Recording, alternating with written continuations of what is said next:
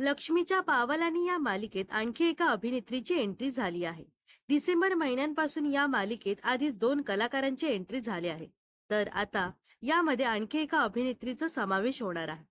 यापूर्वी ध्रुव दातारने मालिकेतून एक्झिट घेतल्यावर त्याच्या जागी अद्वैत कडनेने या मालिकेत एंट्री घेतली होती. या पाठोपाठ मालिकेत अभिनेत्री सानिका बनारसवालेच्या रूपात एक नवीन नयना पाहायला मिळाली आणि आता मालिकेत अनामिकाची एंट्री झाली आहे.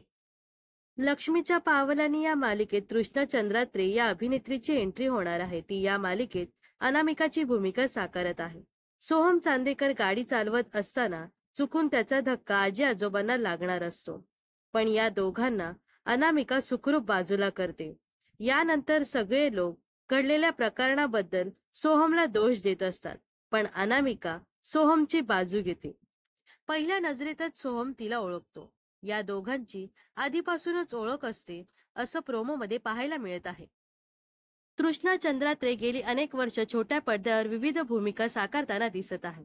ऋता दुर्गुळेच्या फुलपाखरू या गाजलेल्या मालिकेत तिने काम केलेलं आहे. याशिवाय तृष्णा अंतरपाठ, हृदयी प्रीत जागते, हे मन बावरे या मालिकेत सुद्धा झळकली आहे. भाडीपाच्या झूम या वेबसिरीज मध्ये सुद्धा तृष्णाने काम केलेलं आहे.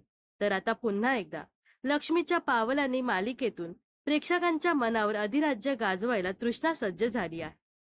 तर लक्ष्मीच्या पावलानी या मालिकेबद्दल तुम्हाला काय वाटतंय नक्कीच कमेंट्स मध्ये सांगा व अशाच मनोरंजन विश्वातील ताज्या घडामोडी जाणून घेण्यासाठी नक्कीच आपल्या चॅनलला सबस्क्राईब आणि फॉलो करायला विसरू नका.